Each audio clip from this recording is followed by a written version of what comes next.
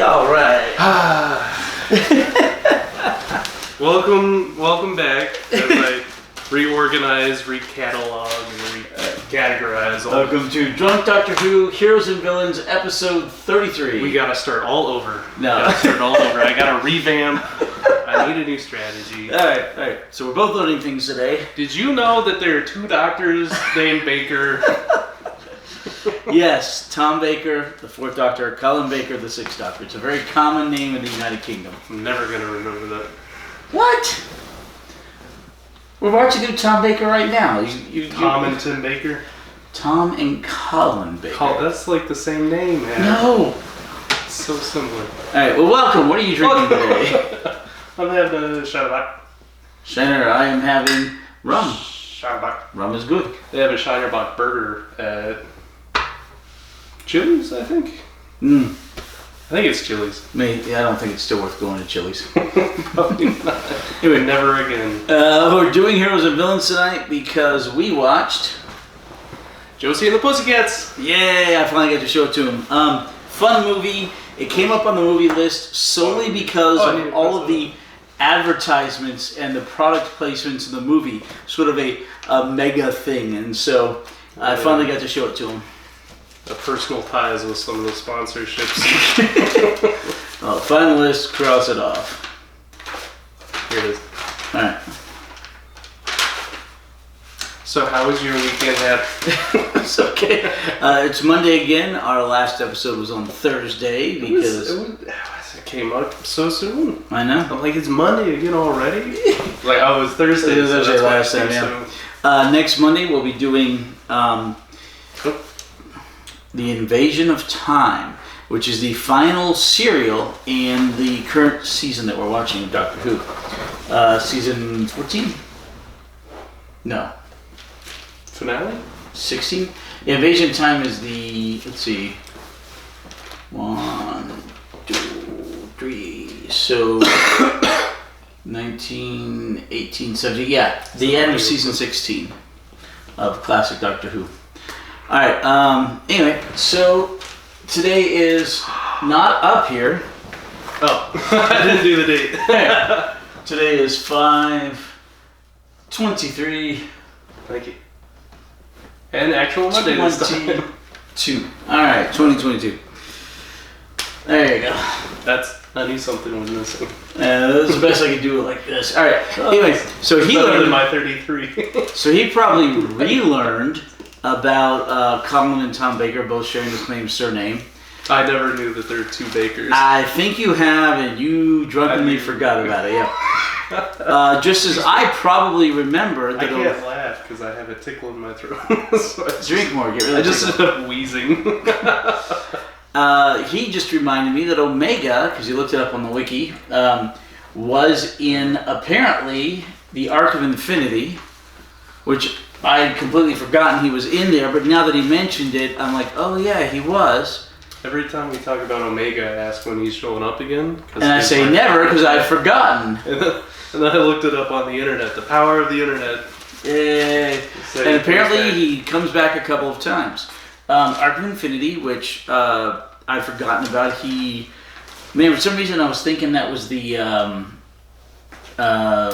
Black Guardian. They have kind of similar styles. But apparently it was Omega, or at least we'll double check when we get there, okay? And we're going to be getting there sooner than you know it. Season 20? Well, yeah. We're right there. 16? Okay. Yeah, it's coming up. And Arc of Infinity is right there, so yeah. It's the 5th Doctor. We'll be on the 5th Doctor. Pretty soon, yeah. Davison, yep. Don't you want to put another D in there? Davidson? But it's not. It's Davison. Son of Davis. Alright, anyway, and then he said... Put a D in Davison. He said he comes back also in The Thomas Child. That's what the internet says. It's probably like for a flashing moment. I don't know. The internet's really not picky on appearances. I think, honestly, it was probably not him as a bad guy specifically, but showing flashes of him as they're going through Yeah. the history of the Doctor, which they do at one point. The problem with Wikipedia articles, if there's like a single frame of somebody in it, they're going to list that as an appearance. Right, and I think that's the internet hive mind is all knowing. I think that's the case there. I do believe he's in Arc of Infinity. We'll double check when we get there, which means he is probably not a one-shot villain, a recurring villain, but that makes me so happy. I hope he's as good in Arc of Infinity as he was in the Three Doctors. Okay, we're gonna have to double check that because seriously, when we get there, because I don't honestly remember that. But if in Timeless Child, he's probably just in the huge collage of all the stuff that they're going through the Doctor's history. In Arc of Infinity, he changed his helmet, so he looks different. New helmet. Cool. Yeah. That's why you didn't recognize him. Oh, maybe. He also doesn't have a face. So I should put the subtitles on. Alright. Omega, wait! His face was right there and you couldn't recognize him because he doesn't have a... He's incorporeal. Alright, so anyway, we're talking about Omega. You like Omega. Alright. I still think Omega's my favorite villain. Mine's still Salamander. Salamander was good. Yeah, a true one. Troughton playing against Troughton. Yeah. Omega, of course, first shows up in the Three Doctors, and possibly later again. We'll double check when we get there. Really good villain, really megalomaniac, but incredibly powerful. One of the 3 listed Time Lords in Time Lord lore. There's Rassilon, Omega, and the other one. What do you mean listed Time Lords? What is that? Well, when they think of the triad of ancient Time Lords. So there's Gallifreyans and then there's Time Lords, or yes. Oh. But when they think of Time Lords, they go Rassilon, which we've encountered some of the stuff Rassilon, Omega, and we've encountered Omega, and the other one. Who's the other one? We don't know. Oh. It is hinted at that the Doctor might be the other one. Yeah, we don't know. It's only hinted at during McCoy's run, the 7th Doctor. Do you think they're ever going back to that plotline? Well, in theory, depending on how they wrap up the Timeless Child with the final episode yet to come from Chibnall's horrible run. I thought it came out already. No, the Easter special came out. There's the Centenary special that's going to be aired in October. And that's the last one. That's his very last episode. Whitaker's last episode, except for coming back. What if it ends on a cliffhanger and doesn't tell us? Well, I think a lot of the Timeless Child stuff will just be dropped and never mentioned again. But he has one chance to wrap things up and fix it. And I would love to see Russell T Davies fix it, but I don't know if he will. I think what we've seen so far is him trying to fix Doctor Who. Chibnall or Russell T Davies? Chibnall. With the Timeless Child stuff. No, it's him destroying Doctor Who. Well, in his eyes, he's fixing it. Yeah, that's the way a 14-year-old fanboy would fix it. To his design, I don't think it's bad fan fiction. I don't think he's reversing course at this point. Yeah. It's probably all pre-written. Well, there's a lot of... Well, we discussed this before. There's a lot of ways you could tie it up that'd be satisfactory. Like a lot of the stuff being from another universe. Ooh, I hate the multiverse stuff. I'm burnt out on because that's what every series is inevitably headed towards. Yeah. Once you fill up the canon and the timeline so much, it always eventually, if it's successful and has a long enough running, it devolves into a multiverse. And that kind of just eliminates consequence. Or in Series 13 Flux, they do multiverse stuff. Which Doctor Who, you shouldn't have to resolve to that. Correct. Because you have the infinite galaxy in time and relative dimensions, and you can do anything. Correct. But they do get into multiverse stuff. I don't know how much they're going to do or how crazy it's going to get, but we'll see. In this current season? In Series 13. Flux. And I don't know how much he's going to wrap up or explain, or maybe just say the Master was lying to you, this exposition is wrong. But I don't know, we'll find out in October, which is It's May. October's only 5 months away. You know? I kind of like the Timeless Child thing. You haven't seen it. It makes sense, like on paper, it makes sense. The idea On paper, communism makes sense. It doesn't work in reality. The Timeless Child does not work in reality. But anyway, we'll get there eventually. I think 200 stories from now. I think Gallifreyans are the antagonists of the show. Just what I've seen so far. We just did episode 96, right?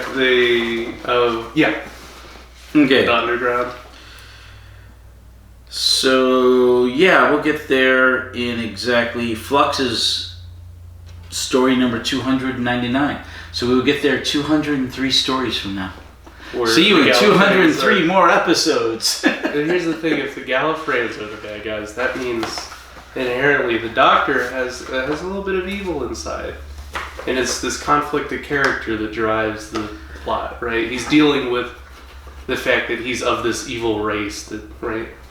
Okay, he's not idolic. But it's very, very... Okay, A, that goes against everything we know about the Time Lords, mostly.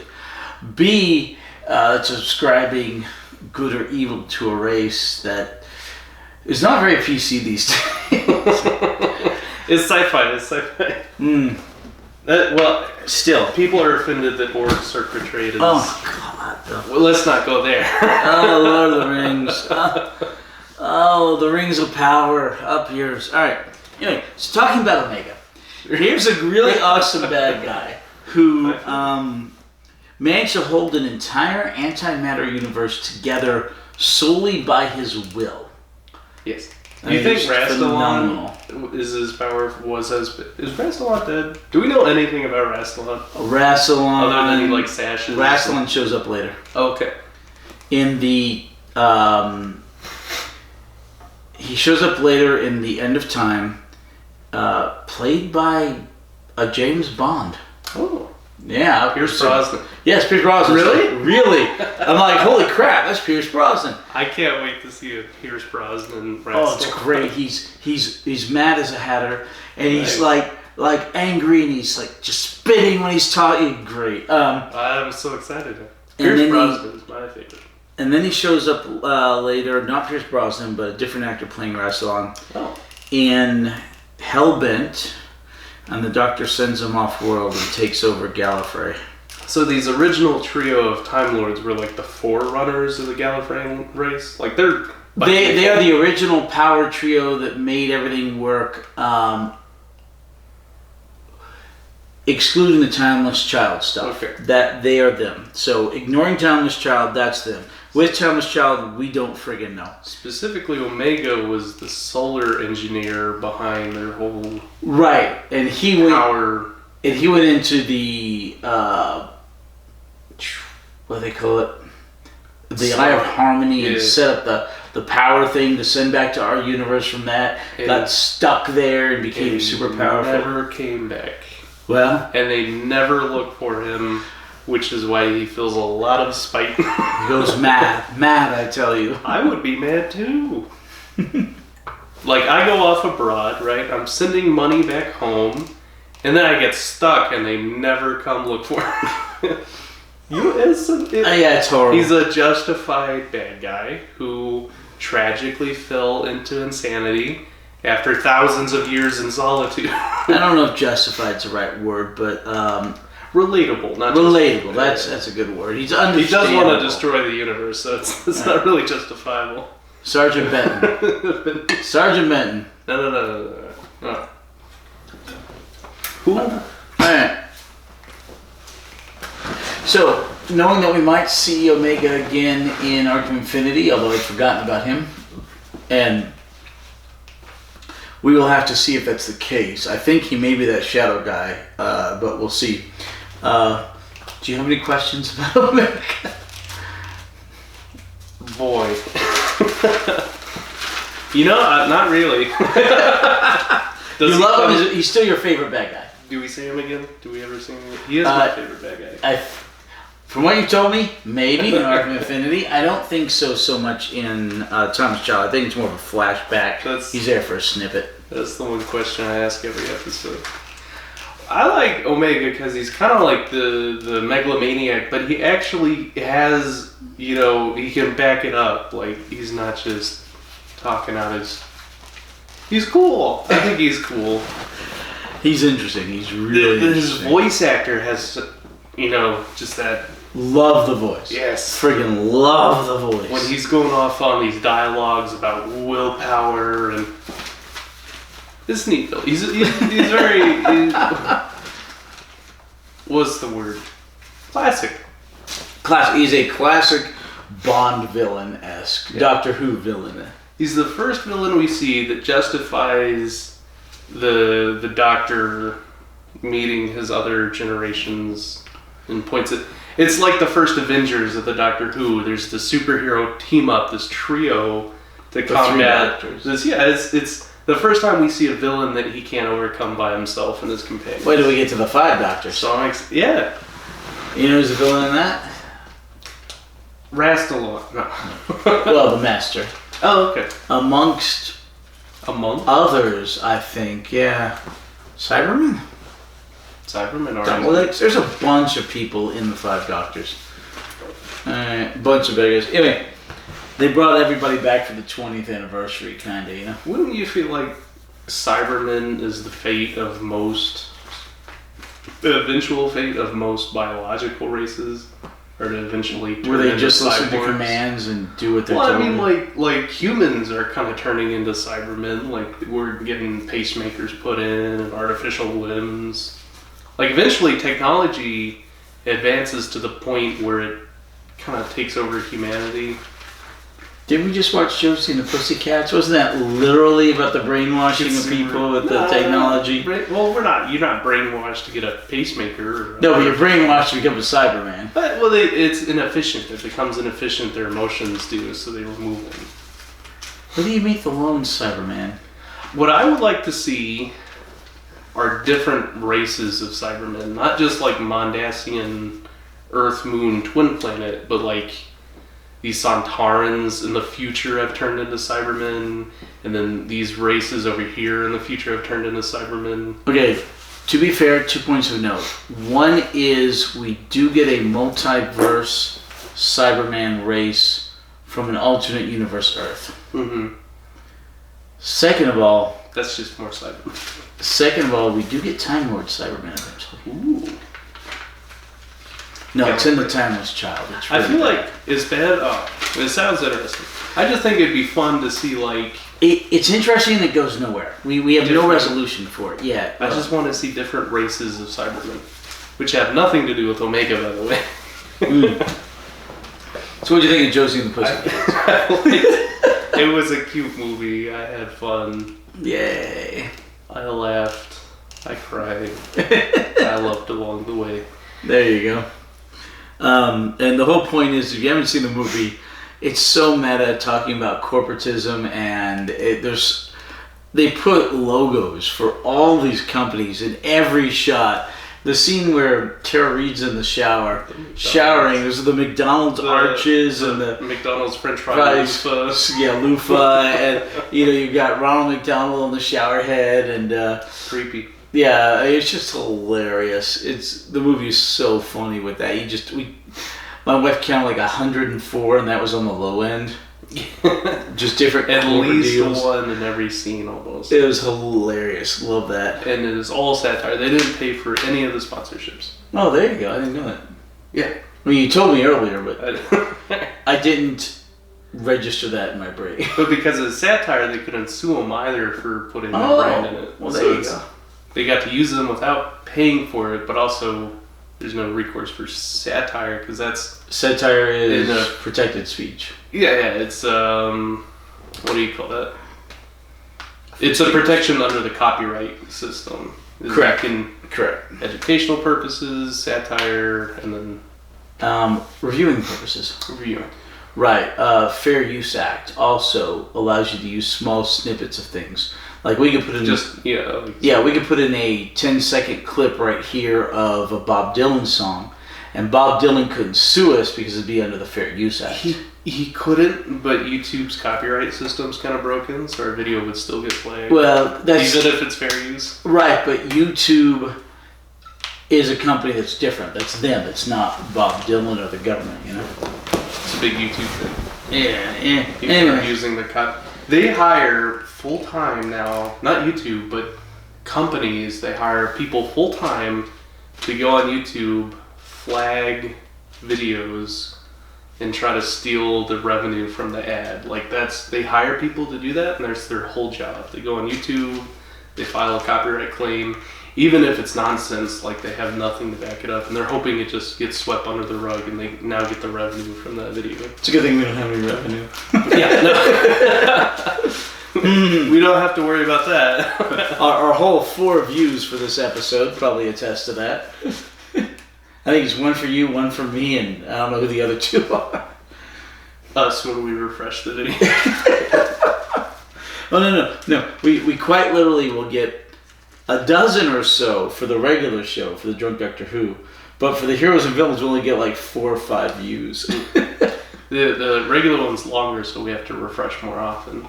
Nah. Like you start and then stop. Nah. And then you come back and it's... No, we get to see the numbers. It's actually unique views, I think. I'll believe it when I see them watch it in person. I'm gonna come to your house. Shannon, Levi. Alright. Probably a good thing more people don't watch. Us, yeah. We'd be doing I have no idea what I've said on this podcast, but I'm sure it's Oh, by the way, not going to be I posted. won the wager. You did. I did. You did. They did zap Leela first before they zapped what's his name with the pacifism ray. It's on that notebook. Okay.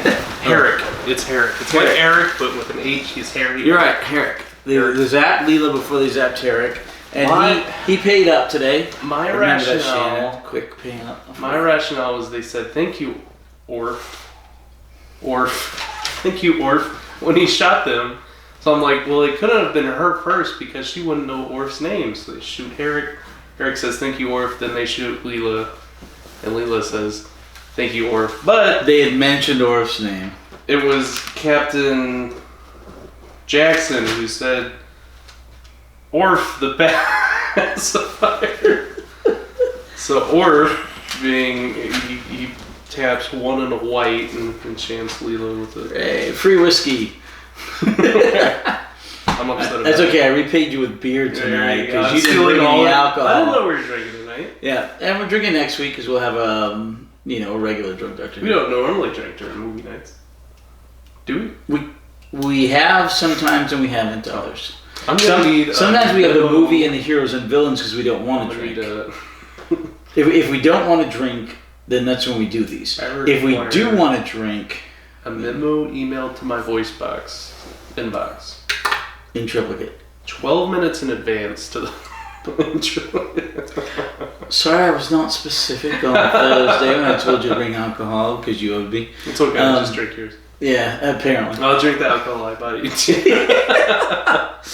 All right, and that's what we think of you, Omega. I like Omega. How cool would like an Omega Egyptian thing? So, right, the pyramids were built by aliens, right? Those aliens being Time Lords. I'm waiting for the episode where it's like a megalomaniac Omega goes back in time to take over humanity, and that's where the pyramids and Stonehenge came from. I'm waiting for that episode. Wait till we get to City of Death. There it is. No, it's not Omega. Okay. It's somebody else, but he's been kind of guiding humanity towards technology so that he gets to the point where he can go home. But that's illegal. It's what the meddling monk got in trouble for. It is, but Trying he was to a Time change Lord, and the- this guy's not a Time Lord. Fixed points in time. Oh, well, there you go. It's But- legal then. But he has paintings of the Mona Lisa. That's illegal. Original paintings of the Mona Lisa. Originals? Yes. Multiple? Yes. Is he copying it? No, he got the original artist Van Gogh, or was it Van Gogh? The Mona Lisa Yeah. was Da Vinci or Yeah. whatever. He got him to do 9 copies. Leonardo. That's a lot. Yeah. If I was Da Vinci, I would say no, thank you. Hey, wait. Somebody's gonna say, paint my house 9 times and I'll pay you each time. Why wouldn't you do it? What is different when you have to paint the same painting. If you're a I can't starving imagine artist, any- you take the work. I guess he wasn't a starving artist at that point of his life. At some point, every artist was starving. That was after he painted the ceilings. All right, where do we get to He had plenty of paychecks from the Catholic. Where do we get to the one about Vincent Van Gogh? He was inventing flying machines. I Okay. think he was doing fine financially. Wait till we get to, no. The people who invent those things don't know. All right, wait till we get to Vincent the Yeah, an Doctor. apprentice. You'll love Vincent the Doctor. It's a great episode. Leonardo da Vinci was the richest scientist of the Renaissance era. I don't think he needed another paycheck. We'll see you in about 2 minutes. I would have for the said next no. episode. Oh my gosh. You ever watch, oh man. Me and Van Gogh. It's a children's movie about an art thief who steals a painting and then he copies it. It's like printing money. We'll see next. Okay. See you in a moment. I talk so much about Omega, I don't have anything to talk about after on the Omega podcast.